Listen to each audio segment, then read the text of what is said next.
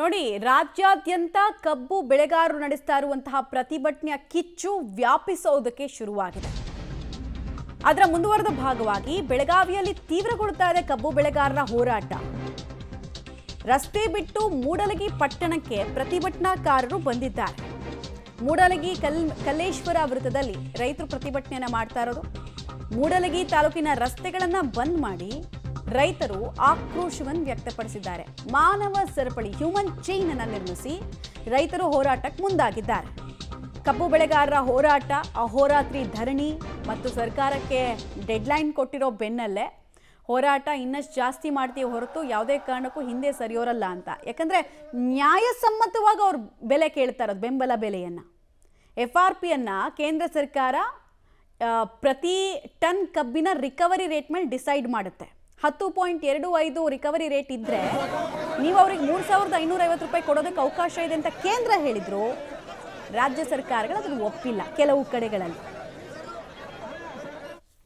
ಸಹಕಾರಿ ಸಂಘಗಳ ವತಿಯಿಂದ ಮೂಡಲಗಿಯಿಂದ ಗುರ್ಲಾಪುರವರೆಗೆ ಬೈಕ್ ರ್ಯಾಲಿಯನ್ನು ಹಮ್ಮಿಕೊಂಡಿದ್ದೇವೆ.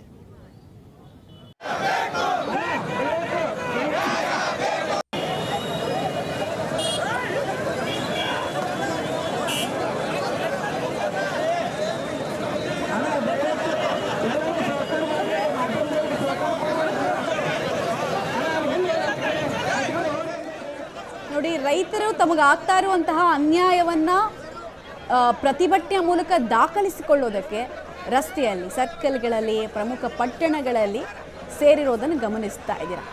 ನೂರಾರು ಸಂಖ್ಯೆಯಲ್ಲಿ ರೈತರು ಸೇರಿದ್ದಾರೆ. ಎಲ್ಲರದ್ದು ಆಗ್ರಹ ಒಂದೇ, ಕೂಡಲೇ ಸರ್ಕಾರ ನಮ್ಮ ನೆರವಿಗೆ ಬರಬೇಕು, ನಮ್ಮ ಹಿತ ಕಾಯೋ ಕೆಲಸ ಮಾಡಬೇಕು. ಇಷ್ಟು ವರ್ಷ ಸಕ್ಕರೆ ಕಾರ್ಖಾನೆಗಳ ಹಿತ ಕಾದಿದ್ದು ಸಾಕು. ಅವರು ಗಾಡಿ ಮೇಲೆ ಗಾಡಿ ತಗೊಳ್ಳೋದು, ಚಾಪರ್ ತಗೊಳ್ಳೋದು ಎಲ್ಲ ನೋಡಿದ್ವಿ ನಾವು. ಈಗ ನಮ್ಮದು ಒಂದು ಸ್ವಲ್ಪ ಹಿತ ಕಾಯಿರಿ ನೀವು ಅಂತ ಕೇಳ್ಕೊಳ್ತಿದ್ದಾರೆ. ಸಮಂಜಸವಾಗಿದೆ ಇದು. ಡೀಟೇಲ್ಸ್ ಕೊಡ್ತಾರೆ. ನೇರ ಸಂಪರ್ಕದಲ್ಲಿ ಜಾಯ್ನ್ ಆಗ್ತಿದ್ದಾರೆ ಸುನಿಲ್. ಪಾಪ ರೈತರಿಗೆ ಬೇರೆ ಆಯ್ಕೆನೇ ಇರಲಿಲ್ಲ. ಹಿಂಗೆ ಪ್ರತಿಭಟನೆ ಮಾಡಿದೆ, ಹಿಂಗೆ ಆಕ್ರೋಶವನ್ನು ವ್ಯಕ್ತಪಡಿಸಿದೆ. ಯಾಕಂದರೆ ಇವರು ಬೆಳೆದಿದ್ದನ್ನು ಲಾಭ ತೊಗೊಂಡು ದುಡ್ಡು ಮಾಡಿಕೊಂಡು ಚಾಪರ್ ತಗೊಳ್ಳೋರು ಚಾಪರ್ ತೊಗೊಳ್ತಿದ್ದಾರೆ, ಕಾರ್ ತಗೊಳ್ಳೋರು ಕಾರ್ ತೊಗೊಳ್ತಿದ್ದಾರೆ. ಕಾರ್ಖಾನೆಗಳಿಗೆ ಲೈಸೆನ್ಸನ್ನು ಹೊಸದಾಗಿ ಹಾಕ್ಕೊಳ್ತಾ ಇದ್ದಾರೆ.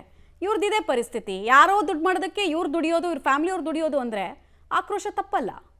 ಎಸ್ ಮಮತಾ, ರೈತರ ಒಂದು ಶಾಂತಿಯುತ ಪ್ರತಿಭಟನೆ ನೀವು ಹೇಳಿದಂಥ ಎಲ್ಲ ಅಂಶಗಳನ್ನು ಒಳಗೊಂಡು ಈಗ ಮೂಡಲಗಿ ಪಟ್ಟಣಕ್ಕೆ ನುಗ್ಗಿರುವಂಥದ್ದು. ತಾಲೂಕು ಆಡಳಿತ ಪ್ರದೇಶ ಆಗಿರೋದ್ರಿಂದ ಇಲ್ಲಿ ತಾಲೂಕಿನ ಒಂದು ವ್ಯಾಪಾರ ವಹಿವಾಟು ಜೋರಾಗಿತ್ತು. ಆದರೆ ಇವತ್ತು ರೈತರು ರಸ್ತೆಯನ್ನು ಬಿಟ್ಟು ಒಂದು ಬೀದಿಗೆ ಇಳಿದಿರುವಂಥ ಹಿನ್ನೆಲೆಯಲ್ಲಿ ವ್ಯಾಪಾರ ವಹಿವಾಟು ಸಂಪೂರ್ಣವಾಗಿ ಸ್ತಬ್ಧವಾಗಿದೆ. ಮುನ್ನೆಚ್ಚರಿಕೆ ಕ್ರಮವಾಗಿ ಅಂಗಡಿ ಮುಂಗಟ್ಟು ಕೂಡ ಬಂದ್ ಆಗಿರುವಂಥದ್ದು. ಅದರಂತೆ ನಾನೀಗ ಪಟ್ಟಣದ ಒಂದು ಕಲ್ಮೇಶ್ವರ ವೃತ್ತದ ದೃಶ್ಯಗಳನ್ನು ನಿಮಗೆ ತೋರಿಸ್ತಾ ಇದ್ದೇನೆ. ರೈತರು ಬಹುಸಂಖ್ಯಾತವಾಗಿ ಈ ಪಟ್ಟಣಕ್ಕೆ ನುಗ್ಗಿರುವಂಥದ್ದು. ಇಲ್ಲಿ ದೃಶ್ಯಗಳಲ್ಲಿ ನೋಡ್ಬೋದು, ಸರ್ಕಲ್ನಲ್ಲಿ ರೈತರು ಜಮಾವಣೆಗೊಂಡು ತಮ್ಮ ಆಕ್ರೋಶವನ್ನು ಹೊರಹಾಕ್ತಾ ಇದ್ದಾರೆ. ಕಬ್ಬಿಗೆ ಬೆಂಬಲ ಬೆಲೆ ಘೋಷಣೆ ಮಾಡಬೇಕು ಮತ್ತು ನಮ್ಮ ಜನಪ್ರತಿನಿಧಿಗಳು ನಮ್ಮ ಮಾತನ್ನು ಕೇಳ್ತಾ ಇಲ್ಲ. ಜನಪ್ರತಿನಿಧಿಗಳು ಕೇವಲ ಮತಕ್ಕಾಗಿ ಬರ್ತಾರೆ ಹೊರತಾಗಿ ನಾವು 8 ದಿನಗಳಿಂದ ಬೀದಿಗೆ ಬಿದ್ದಿದ್ದೀವಿ, ನಮ್ಮನ್ನು ಆಳುವಂಥವರು ನಮ್ಮ ಒಂದು ಆಕ್ರೋಶವನ್ನು ಕೇಳ್ತಾ ಇಲ್ಲ ಅನ್ನೋದು ರೈತರ ಆರೋಪ ಆಗಿರುವಂಥದ್ದು. ಇಲ್ಲಿ ರೈತರಿದ್ದಾರೆ, ರೈತರನ್ನ ಮಾತಾಡಿಸ್ತಾ ಹೋಗೋಣ, ರೈತರ ಒಂದು ಆಕ್ರೋಶವನ್ನು ಕೇಳೋಣ. ಸರ್,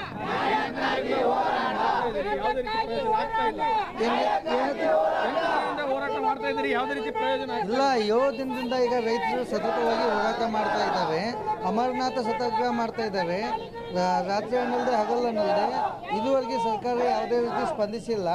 ಹಾಗೂ ಎಲ್ಲ ಫ್ಯಾಕ್ಟ್ರಿಗಳು ಸ್ಪಂದಿಸಬೇಕು. ಎಲ್ಲ ಫ್ಯಾಕ್ಟ್ರಿ ಮಾಲಕರು ಬಂದು ಕೂತ್ಕೊಂಡು ಗುರ್ಲಾಪುರದಲ್ಲಿ ನಡೆಯತಕ್ಕಂಥ ಇವತ್ತು 8ನೇ ದಿವಸ ಈ ರೈತರ ಹೋರಾಟಕ್ಕೆ ಕಬ್ಬಿನ ಬಿಲ್ ಸಲುವಾಗಿ ಏನು ಮಾಡಿರಲ್ಲ. ಅದಕ್ಕೆ ನಾವು ಮೂಡಲಗಿ ಸಹಕಾರಿ ಸಂಘಗಳ ಒಕ್ಕೂಟ ಹಾಗೂ ಮೂಡಲಗಿ ಎಲ್ಲ ಕಿರಾಣಿ ವ್ಯಾಪಾರಸ್ಥರು, ವರ್ತಕರು, ಉದ್ಯಮದಾರರು ಎಲ್ಲರೂ ಕೂಡಿ ಇವತ್ತು ನಾವು ಮೂಡಲಗಿ ಎಲ್ಲ ಸಂಪೂರ್ಣ ಬ್ಯಾಂಕ್ಗಳಾಗಲಿ ಅಂಗಡಿಗಳಲ್ಲಿ ಎಲ್ಲ ಬಂದ್ ಮಾಡ್ಕೊಂಡ ನಾವು ಗುರ್ಲಾಪುರ ಕ್ರಾಸ್ ಹೋಗಿ ಅವ್ರಿಗೆ ನಾವೆಲ್ಲರಿಗೂ ಸಪೋರ್ಟ್ ಮಾಡೋ ಅಂಶ ಏನಂದ್ರೆ, ಇವರು ರೈತರೆಲ್ಲ ಕೇವಲ ವ್ಯಾಪಾರಿಗಳು ಮತ್ತು ಸಹಕಾರ ಸಂಘಗಳು ಕೂಡ ಈಗ ಬೆಂಬಲ ಕೊಟ್ಟಿರುವಂಥದ್ದು. ರೈತರ ಜೊತೆಗೆ ಎಲ್ಲರೂ ಕೈ ಜೋಡಿಸಿದ್ದಾರೆ. ಸರ್, ತಾವೇನು ಹೇಳಿದ್ರಿ ಸರ್?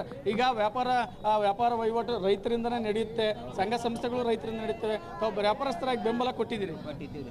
ನಾವು ಎಲ್ಲ ಅಂಗಡಿ ಮುಗ್ಗಂಟುಗಳನ್ನು ಬಂದ್ ಮಾಡಿ ಇವತ್ತು ಗುರ್ಲಾಪುರದಲ್ಲಿ 8ನೇ ದಿವಸದಲ್ಲಿ ನಡೆಯುತ್ತಿರುವ ರೈತರ ಹೋರಾಟಕ್ಕೆ ನಾವೆಲ್ಲರೂ ಮೂಡಲಗಿ ಪಟ್ಟಣ ಮತ್ತು ಸುತ್ತಮುತ್ತ ಹಳ್ಳಿಗಳಿಂದ ಎಲ್ಲ ಜನರು ನಾವು ಬೆಂಬಲವನ್ನು ವ್ಯಕ್ತಪಡಿಸ್ತಾ ಇದ್ದೀವಿ.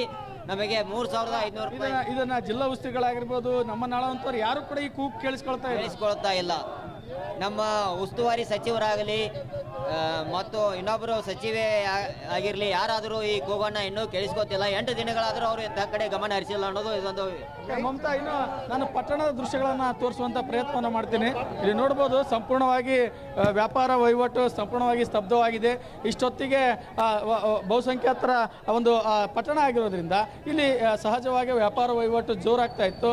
ಅಂಗಡಿ ಮುಂಗಟ್ಟುಗಳು ಸಂಪೂರ್ಣವಾಗಿ ಸ್ತಬ್ಧವಾಗಿದ್ದಾವೆ.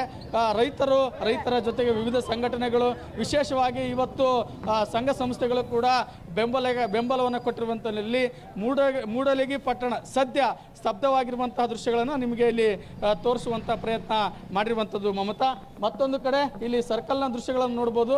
ರೈತರ ಒಂದು ಆಕ್ರೋಶದ ಕಿಚ್ಚು.